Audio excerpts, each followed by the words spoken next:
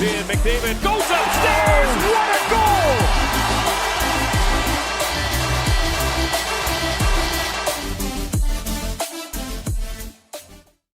Hey guys, how's it going? It's Etanyos here. Welcome to this brand new series, episode 1, this NHL 21 Custom League Franchise Mode, No Cap Draft to Glory Franchise Mode here on my channel. I still haven't come up with an exact name for it. I think it's going to be something along the lines of a Custom League No Cap Draft to Glory Franchise Mode. That's just like, that's too much. Anyways, that explains the whole franchise mode though overall. But today, guys, we are getting into it. So before we actually jump into the legitimate franchise mode, we got to go over two things. First thing, created players. So for this franchise mode, I asked you guys if you wanted to see custom players in this series. You guys, like 90% of you, or maybe not 90, but at least 80% of you guys said yes. Yeah, it was definitely 90%. And I also got 16 different comments on there too for suggested players. So not all of these guys are suggested by you, but a lot of them are suggested by my subscribers. I have added some other crazy name players in here, such as Jeremy Simons. There's gonna be a lot of added players in here, like Rich Vernon, great player. Like there's gonna be good players. So anyways, that stacks the drafts a little bit for the first 5 seasons, which is good because that's what our team's gonna need in a draft to glory. So that is all the players. If you guys want to pause the video at any point here, feel free to. I mean, I'm not going to go into super crazy detail about any of this, but yeah, these are all the players that you will be seeing that are customized and added to the game by me and by you guys, my subscribers. So that was the first part. The second part is the actual teams. I let you guys know that it was going to be 25 additional Canadian teams, all, moving the rosters over from American teams, putting them on these Canadian franchises to go alongside the legitimate Canadian franchises in the NHL.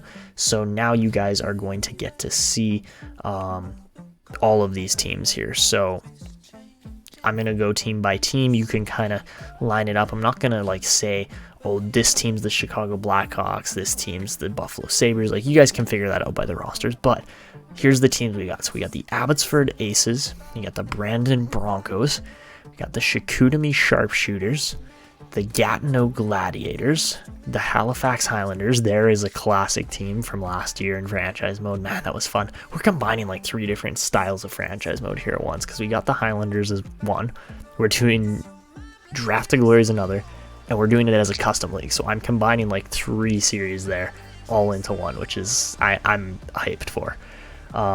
We got the Hamilton Tigers, again, another series that we did for a bit on my channel last year. We got the Kelowna Komets, got the Kingston Kings, that's not even the best one, the Lethbridge Lumberjacks, the Medicine Hat Hounds, the Moncton Monarchs, again, another very familiar team logo there, the Moose Jaw Monsters, the Nanaimo Nailers. I couldn't come up with a better name, honestly. This was the only one where I was like, it doesn't quite fit, but it's okay.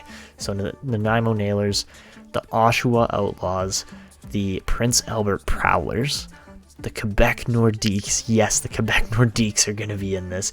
And even better, it's Nathan McKinnon. It is the Colorado Avalanche. So that is one of the things I'm also excited for. We got the Red Deer, of course, the Red Deer, the Regina Redhawks, the Saskatoon Stampeders, the Sherbrooke Stingrays, the St. John Seahawks, the Sudbury Bruisers, the Thunder Bay Thunderbirds. That's the one.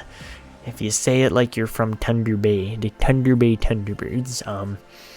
There's that team. There's the Victoria Vipers, and there's the Windsor Wild Wings. So that is 25 additional teams that I have put into this franchise mode in place of all the American teams that are in the NHL. I mean, obviously all these players are still there. You can cheer for whatever team you want, but we are going to be using, as you can see by the lowest rating, the Kelowna Komets. Reason being, one, they're the Fort Wayne Komets logo. I'm sure you guys saw the other logo on the thumbnail of this video, but before we actually jump in, get to the actual franchise mode, I did have to go over one more thing, and this, I mean, has decided it obviously, but I asked you guys if you wanted to see this pre-recorded, live stream just for episode 1 or live stream for all 3 episodes. You guys said pre-record them like usual, 53 to 40 versus episode 1.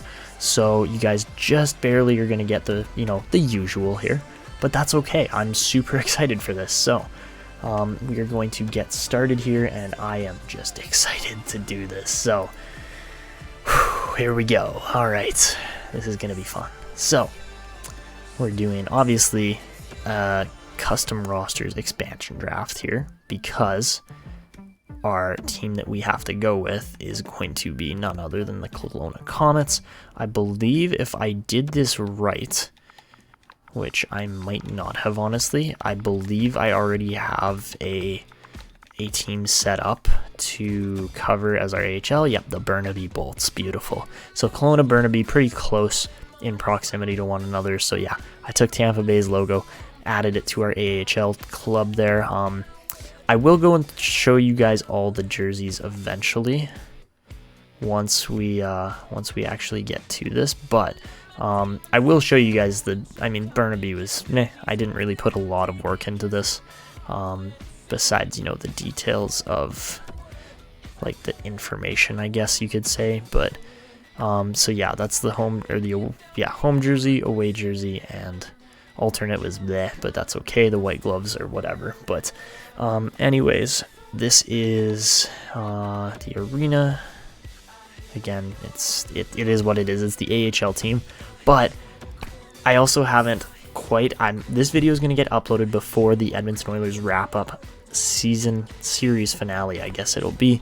The only regret I had in that, I think you guys will see it if you actually watch the whole season finale there, series finale, is that our AHL team didn't win a Calder Cup.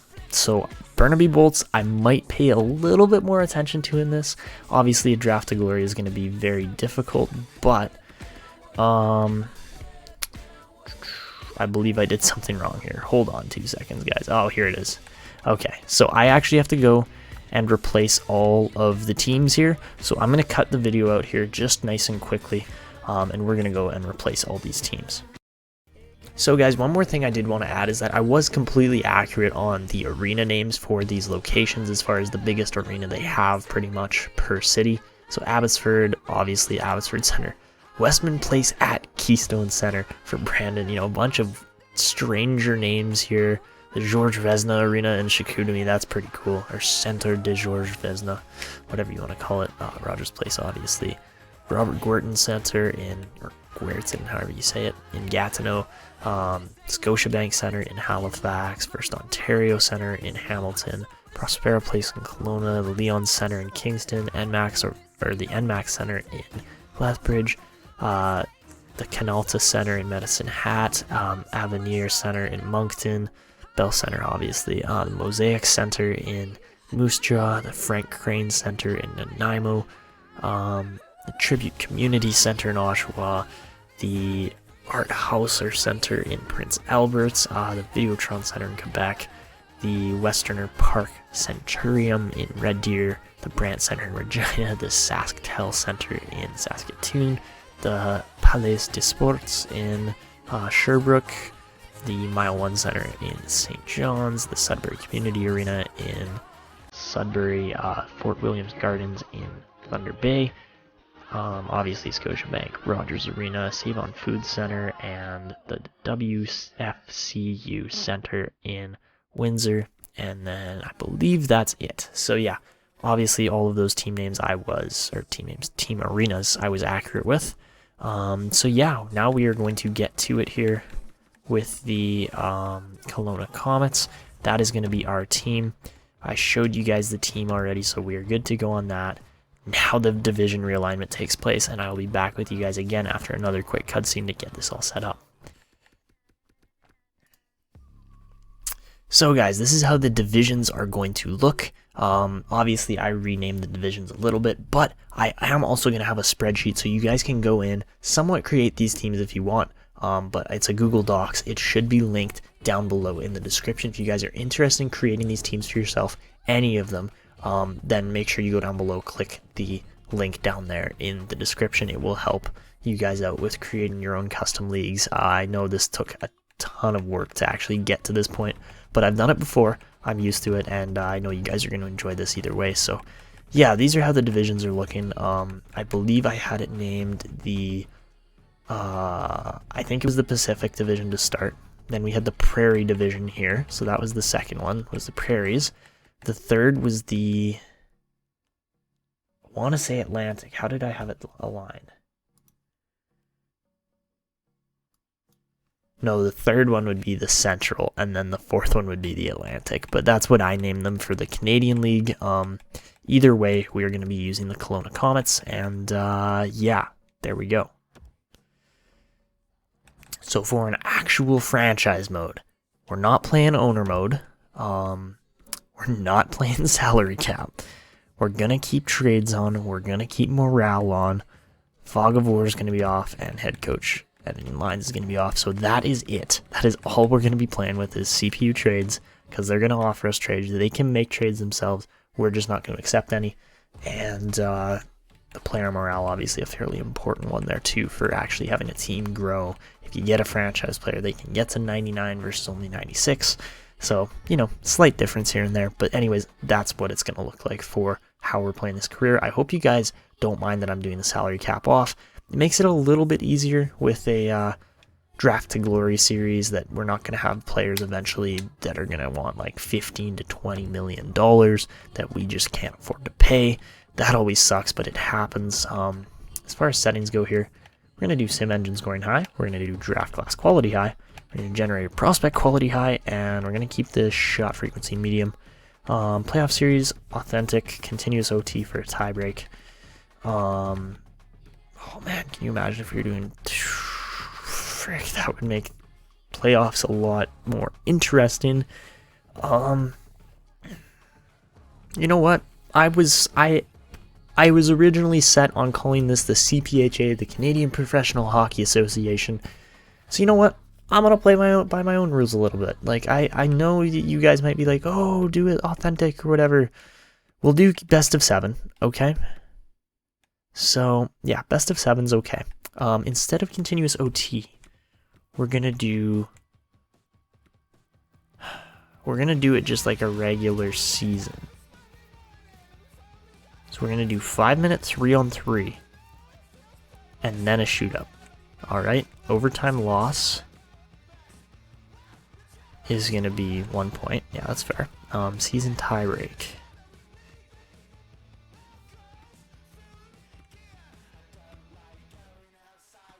We can just do authentic for that. That's complicated, wow. Alright, head coach firing, sure. Trade offer, sure. Gameplay version, what else do we have? Latest in version 1, okay. Waivers on, morale meetings, sure. Retired jerseys may as well. Alright, so that's what we're doing for custom settings. Should be interesting, but we'll see what happens. Alright, and then let's see, what do we even have in here for quick settings? I play 5-minute periods, but that's more just to commentate at this point. We're going to do Superstar, so I am declined or less inclined to play any games. Obviously, I don't want to play any games, and I do need to get to rules at some point too. Trade difficulty is going to be hard. So actually, you know what, while we're at it, let's get into this. So I do need to actually discuss the rules of this franchise mode, considering it's a custom league, no salary cap, draft to glory franchise mode. So we have 4 main rules here. Most of these are pretty obvious, but since it's a draft to glory, no trades allowed. Okay, that is rule number 1. No trades allowed at all. Rule number 2, which makes a little bit more sense, is that we are only able to obtain picks through RFA sheet offers. That's the only way we can acquire more than the 7 rounds of picks that we have. So 7 picks in a draft, that's the max we get. So it is limited. for how many players we can draft and so on. I'm not doing like the Reading Royals where we could have 2 picks per round kind of thing. That was just ridiculous. The third rule we have here is that we can offer players whatever money they want since it's no salary cap, but we must offer them their requested term. So whatever their contract length they want is, that's what they're going to get. So that's how this is going to work. And then finally, because it's me and I like to play games in franchise mode, my fourth and final rule is that I'm not going to play any games. I am going to simulate all of them. And if we do go in for commentary in more important games, that will be CPU versus CPU. I won't be playing at all. So yeah, I think we're going to play the game style on 3 out of 4. So more towards full sim as well. That should make it a little bit more interesting as far as, you know, how the actual, how everything goes. Let's see. Full sim, ultra realistic and challenging gameplay. Balancing competitive style of our my defaults. No, don't change that, sorry. Let's do full sim. Because this is going to be, I'm not playing, but our team is eventually going to try to win a Stanley Cup. That is obviously the goal of this. Who knows what's going to happen. But, let's see. I do want to turn injuries right down to like 10% as well, because they just suck. And it happens, but they suck. So we're going to make sure that is minimalized, I guess you could say. What else? Alright, yeah, sure. Okay, that all looks good. I'm not going to touch penalties or anything else. It was literally just injuries here. So that is what custom gameplay looks like. I know that again. You guys might be like, whoa, what's going on there? So there you go. The franchise is finally set up. Only took me like freaking half an hour of actual recording time to do. I'm sure it's only going to be like 8 minutes in the video or whatever. But anyways, we are good to go now. Alright guys, so before we really get into this, we do have to do an expansion draft too, but obviously the draft is like the thing that we are going to be focused on. The main guy, I mean, I would love to end up getting a guy like Van Norsworthy or Jeremy Simons, but I doubt that's going to end up being the case. I get the feeling we'll be somewhere down between picks 4 and like 8-ish, so around there. Honestly, Jesper Brodin, pinch and cycle defenseman, especially if he's offensive too, might be a really interesting player to pick up. There's a bunch. See, again, this is the thing with the drafts, is they're going to be stacked. So we're always going to be getting an elite player for the first couple of years. Connor Stevens, again, another created player, but man, he looks good. A lot of these guys look really good. So I wish I had more picks to go at these guys. Not going to be the case. But man, can you imagine getting a guy like Jesper Brodin even at pick 8? That would probably be my pick. But man, if we get a chance at Van Norsworthy or Jeremy Simons, obviously we're going to take him. So, that's me just rambling about the draft. But the drafts are going to be stacked. I am warning you guys in advance. And I hope you're looking forward to that, because our round 1 picks are going to be insane. Okay, we moved from 3 to 5. Not bad. Gatineau, which would have been... Who was Gatineau? I forget which team by name. Oh yeah, that's Detroit. Okay, that makes sense. Saskatoon from 14-2 via Toronto, and Windsor from 6-3. So ouch. That's okay. But Ottawa still has pick number 4 and 6, so they're gonna be stacked in the future. All right, so that's your lottery. So the other thing I want to hear from you guys in the comments below is, what kind of style do you want me to do for this franchise mode? Do you want me to kind of just like simulate through seasons to the point where it's like, okay, we can actually like break down everything that's going on, be like, all right, this is what happened here, this is what happened there. I love how this looks so glitchy, but it's actually just how things work here. So you get to see all the teams' points based on where they finish standings wise. But a whole bunch of the teams weren't actually in the NHL, so it looks super glitched, but it's not. That's actually regular. But I want to hear from you guys how you want me to set up this franchise mode as far as how we record episodes. So obviously episode 1 is going to be set up, probably expansion draft, or definitely expansion draft, probably draft like the entry draft or re-entry draft as I like to call it. But then I want to know from you guys, do you want to just see me like simulate through, get to the draft, like do it really fast like that so we can build a team up quicker? Or do you want to see me go for more of a slowed down, detailed kind of aspect and setup to the episode so that you guys get the full statistical breakdown and so on, just based on the fact that this is a custom league? So yeah, let me know in the comments below. That will be, hugely helpful and important to how the next couple episodes start getting recorded. And yeah, let's get into this expansion draft. So guys, as I go through the draft here, I've actually gone through this draft once before, just as you probably saw it. It was just as like a test run through here for what turned out to be more so just going through showing you guys how to do scouting. But I've done this draft. I've got players picked out that are undrafted. If you guys, for whatever reason in my list, see a guy that is actually drafted, it shouldn't be the case, but if you do see a guy that is drafted, again, let me know in the comments, correct me. I really appreciate it when you guys do that, and it helps me stay honest, honestly. But yeah. Alright guys, so you can take a look through here. Again, if you see anybody who is not undrafted, let me know in the comments. But again, I do have to explain one more thing, which the other rule I was kind of just mentally playing by here was that if there is no player that is undrafted on the team, which as far as I'm concerned, there was only one team that had that scenario, you have to take the lowest rated player on their roster then, and then we just release them when it comes to free agency. So this is the whole list. Luke Green is the only player that is actually drafted on this list, and we will release him the second that we get to the re-sign phase. But yeah, that is it for the draft. Let's get this finished up. Yes, I am done. And there you go. That is our list off of all the teams. Obviously some bigger names such as Giordano, Stetcher, or even Iafallo for forwards, or like Kajula. Those guys might stick around for a bit longer, maybe even Felipe Myers if we do it right. But yeah, obviously we are going to try to build the core around players that are one, undrafted, or two, drafted by us. So yeah, we can pick up undrafted players. It's unlikely they're going to turn into anything, but you never know. So I do want to just take a quick peek at the draft class here too. Those cutscenes are actually going to be really fast, so we're going to be picking around pick 5. I would prefer actually to take...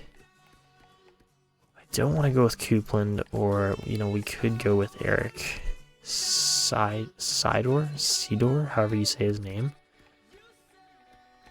Honestly, I get the feeling this guy might be really good, so a center, I would not be opposed to a center, especially at this point. Jesper Brodin is interesting, but I would rather get, at least one or two good forwards to build around, and if a big, solid center like Eric Sider is the guy, or... Okay, how do I pronounce it, guys? I need to hear this in the comments. If we draft this guy, is it Eric Sidor, or is it Eric Sider? Or Sidor? Sidor. I think it's Sidor, or Sidor. I don't know. But I think we're going to take this guy because I know all the other guys in this draft up to that point are created by me, except for Coupland, which is again a weird one. But that's 1, 2, 3, 4, 5 guys that I've created right off the top there. So I'm thinking a big power forward center like that who is elite is going to be our move. Apart from that, I'm just going to go and scam through the draft. Hopefully we'll find one or two other guys who are probably worth taking, or hopefully worth taking, and then we'll go from there. Alright guys, so we are going to get into the draft here, and let's see how this goes. This should be interesting, but I think Sider is going to be our #1 player to select here, even with pick 5, which might seem a little awkward, but that's okay. So Simons goes first to Gatineau. Makes sense. Norsworthy second to the Stampeders. Jay Joseph goes third to the Wild Wings. And Zach Young 4th to the Senators. All right. So even though we got Tlusty, who's a guaranteed number 1 kind of guy, he does have some B's in physical and defense. And being 5'9", not the biggest player physically, so I'm thinking that's why Eric Seider is going to be our guy. And let's see. Let's take the risk. So, okay, 82 overall, nice. So yeah, he is actually the 2nd highest rated player in this draft in the top 5. And Eric Seider, very good first ever selection by the Kelowna Komets. Has the potential to be, the captain of this team, the guy that, hopefully plays 20 years, but who knows, honestly. It'll be interesting to see if we can even build a team around him. But good frame, good size, good type of player for what we're trying to build around, and yeah, not bad. So for the rest of this first round, we're going to see, can you imagine if I picked Jesper Brodin? Yikes, that would have been a big yikes, but okay, pretty good. Ooh, really good. Okay, yeah, this is looking like a really good first round. Okay, dang, Victoria, that is a snag there. My goodness, Fleischmann, 77 overall, nice. So yeah, really good pick there. Hakana was nice, Guit was nice. Lots of low elites, that's what I'm noticing.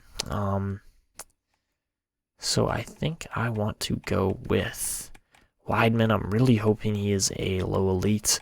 Let's go with Jude Weidman, and he is a low top 6. Okay, not great, not bad, but somewhere in between. That low top 6 potential, like you've heard Tugi say it so many times, you're gonna hear me say it, it's not a great potential. Riley, same thing. Lazarev, yeah, lots of low potentials in here, so not spectacular. Second round, normally the second round's a bit better, but it is what it is. Of course, there is going to be no scouting in this first draft, like I've said, which is always awkward, but I do know Oliver Suni is going to be a good player. He's going to be a medium top 6, so have to take him. 52 overall, not bad. Has the potential to crack an NHL lineup in his career. And yeah, not a bad third round selection. Over to round 4 now. We are going to see not a whole lot again in round number, what is this, 3? Yeah, not much in round 3, which is sad, but I'm not trying to be discouraged or anything. It's just, it is what it is. I'm feeling Nikita Nicolishin, I believe is how you say his name, Nicolishin. Yeah, even though I have these 3 guys pinned in a row, I'm definitely going to bet on Nicolishin being better just because he's higher up the board, so let's take him.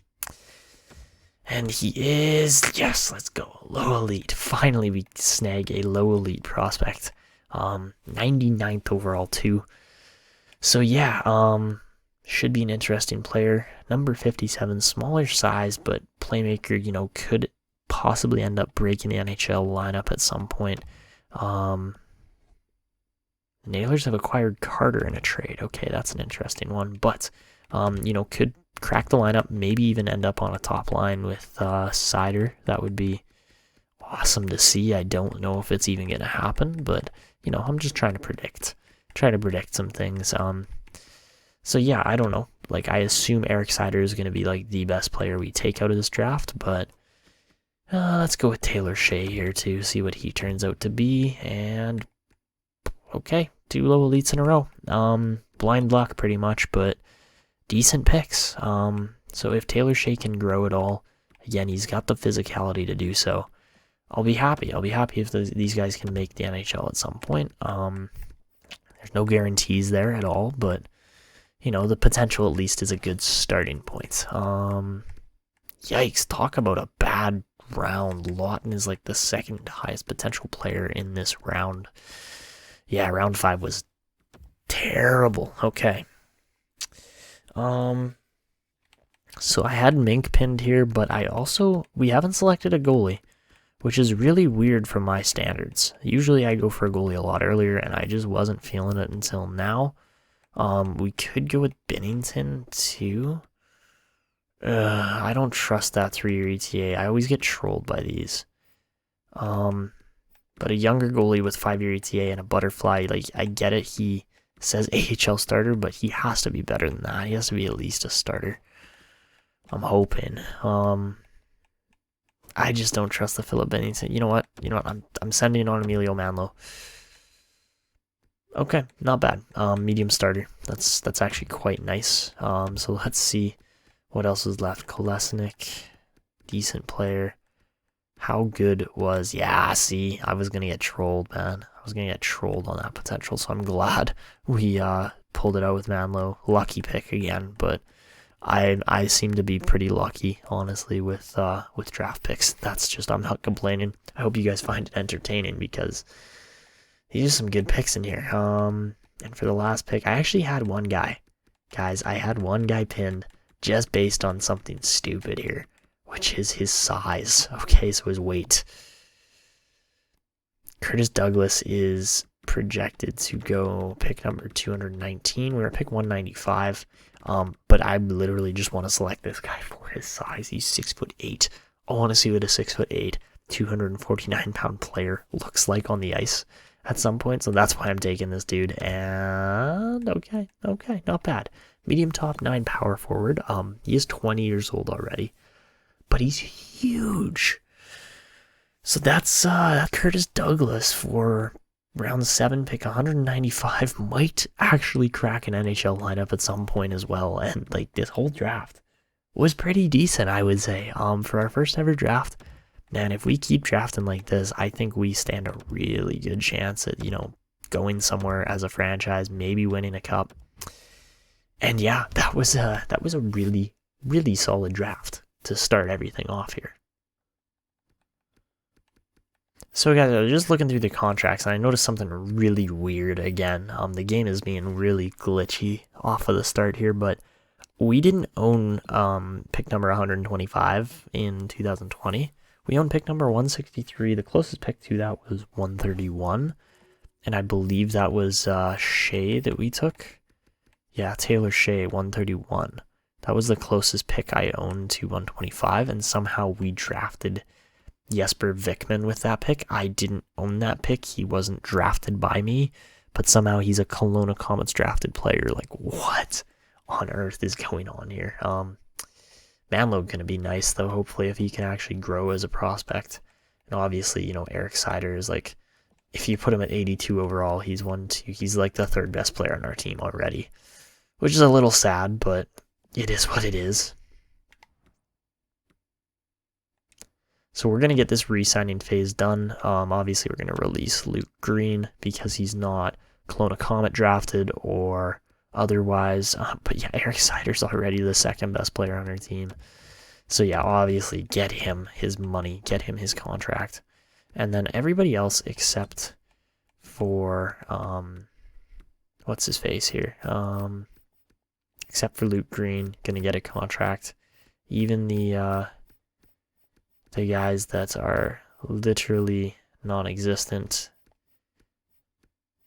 Okay, Roseberg as well. I do need to buy out. Yeah, sorry, buddy. You are not part of this team.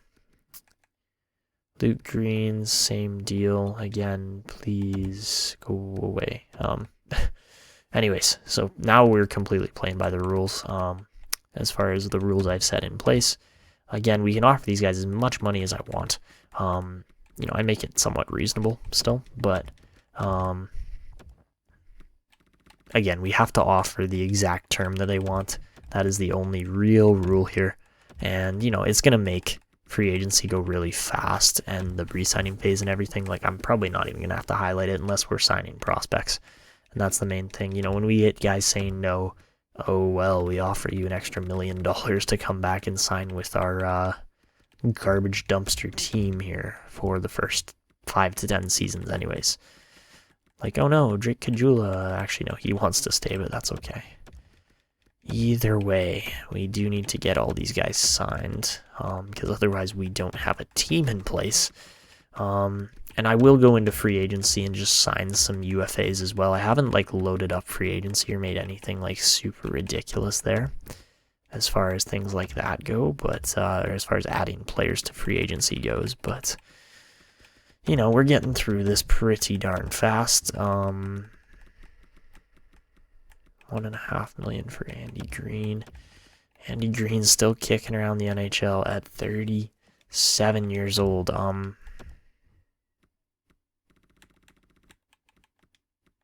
I thinking of the right Andy Green? Like,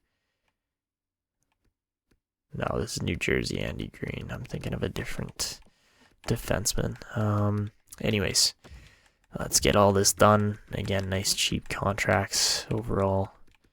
We're going to have so much cap space that if there are like any unrestricted, undrafted free agents, they are ours. There's no question that that's how things are going to work around here. So let's see, who else is worth signing? I would say Curtis Douglas is worth signing. Get him into the AHL, get him growing as a homegrown kind of talent. I mean, he's from Windsor, or he played in Windsor. But the Wild Wings didn't get him. We got him, so we got to sign everybody, though. That's the thing, is that we just have such few players here. Oliver Suney will get another year, if not 2 or 3 in Oshawa, so that's good. And then this guy, Taylor Shea, going to be one of the actual like highlighted pieces of this team's defense overall, which I find, you know, quite amusing, I guess you could say. Charlie Lindgren doesn't want to sign for a year, so we're going to offer him $2.5 million for that year. Please come back, my guy. And of course, he's the one goalie that doesn't want to sign, but that I want to sign. And then we'll get Manlow in immediately to get him growing. And I believe that's it for now. So let's advance a day. And I believe everybody's going to re-sign. I haven't seen anybody say no yet. Alright, looks like, yeah, literally everybody re-signed except for Patrick Russell. Funny enough. Buddy, maybe I just missed him as a contract, honestly. That's probably possible. But man, Eric Sider is going to be... I'm excited. He's already a second line forward, which is crazy. And I forgot to sign our AHL goalie for this dude. 1 year. Kashmir Kaskisuo. Russell signs. Alright. Alright, so we are done with the re-signing phase. Now we get to, you know, comb free agency to try and find any undrafted players. It's going to be tough for the first couple seasons anyways to pull undrafted players even. And we cannot trade anybody, so clear the block, my guy. Oliver Suney is already our 3rd most valued player. Obviously, nobody's going to be near Eric Sider until next season, but when we get another top-end pick, because again, I'm not expecting anybody to hold any real value on this team off the bat anyways. I'm just hoping Sider can put up a decent rookie year.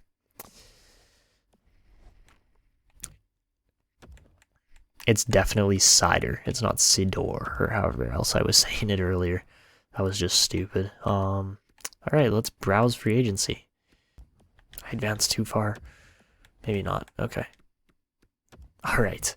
So we get Moser. That's it for the first day. Then we get Suter, Sheary, Ryan, Hunt, Rodriguez, Aston Reese, Sherwood, Ben, Glendening, Nosek, Suomela, Borgman, Kuffner. That was a lot. Okay, so we got a lot of undrafted free agents, which, you know, abusing the undrafted free agency, but that's okay. I think we're good to sim to the next season now, and we'll see how the team kind of shapes up here. It's going to be weird for the first year or two anyways, until we start to really develop a team setup and so on, but yeah. So guys, this is how the lineup's going to look. We got Iafallo, Bozak, Kajula on the first line with the +1. We got Sheary, Sider, and Rodriguez on the second line for a +3, so that means an 85 rated rookie there. He should be absolutely amazing, but we'll see what happens. On the third line there, we have Vetrano, Glendening, and Ryan for a +1 there. And then Aston Reese, Belmar, and Roussel on the bottom line. On defense, we got Giordano, Kevin Miller for a +3 on the top pairing, then Stetcher and Dillon on the second line, and then Hunt and Myers on the third there. And then in goal, we got Talbot and Lindgren. In the minors there, you can see the lineup. It's nothing special, but should be interesting to see if these guys can grow. Especially, I'm looking at Nikita Nikolishin. Nikita Nikolishin. I cannot say his name. I'm still getting used to it. And then, Jude Wideman too. If those guys can shoot up, that would be awesome. We'll see what happens, though. And a +3 there with Nikolishin should be good. That means at least he's 61 overall. But, yeah, on defense, we got Taylor Shea in there, too, with a +1 with Andy Green. Nothing crazy, but it's pretty all right. Hopefully, Shea can grow quite a bit alongside a guy like Green, who's got so much NHL experience. And then, yeah, you've seen the goalies, so that is the lineups here. For the captains, as far as the NHL goes anyways, I'm not naming a captain yet. It's, Eric Seider should be the favorite, but we'll see what happens. We're probably not going to name a captain for the first 2 to 3 seasons. And then, we'll go from there. But Eric Seider, I would say, is the favorite. I'm not set on that yet, but we'll see how he performs. And as far as the draft class goes, let's take a quick peek here. And interesting. Okay, so Jackson Okposo, I know, is a franchise player, which is insane. Because he's second. So that means Sergei Tikhonov very, very possibly could be. He probably is a franchise player as well. But above like 78 overall already. So yeah, Sergei Tikhonov going to be insane. Alan Marchment or Marchand, I don't know. I did put Weston Zajac in the game, I believe. So guys, I messed up on a detail, but it's okay. Was that, we were supposed to have like another guy in here. Just looking at the top prospects I added in, and we're not quite going to get him, but that's okay. We'll get him next year, I guess, is how it's going to go. But, yeah. If there was any year to win a top 3 pick, I would say it's probably this year. But anyways, that is how the draft class is looking. That's very interesting. And I think that's where we're going to wrap it up for episode 1. Anyways, next episode we're going to get through, I assume we're going to get through the whole season, through the, through the playoffs, the postseason, and then into the draft and the off season again. I assume that's how it's going to go. I do need to get scouting set up too, so that will be more so off camera. But anyways, guys, that's where we're going to wrap it up. If you are looking forward to, more of this series and more videos to come from this channel, then make sure you go down below, smash that like button. It only takes a second. It really helps out the video. Also, don't forget to drop a sub if you haven't yet. We're trying to hit 1,200 subs. And also, don't forget to turn on the notification bell so you never miss a video. But anyways, guys, that's going to be it for me. This is Etanyos signing out, and see you.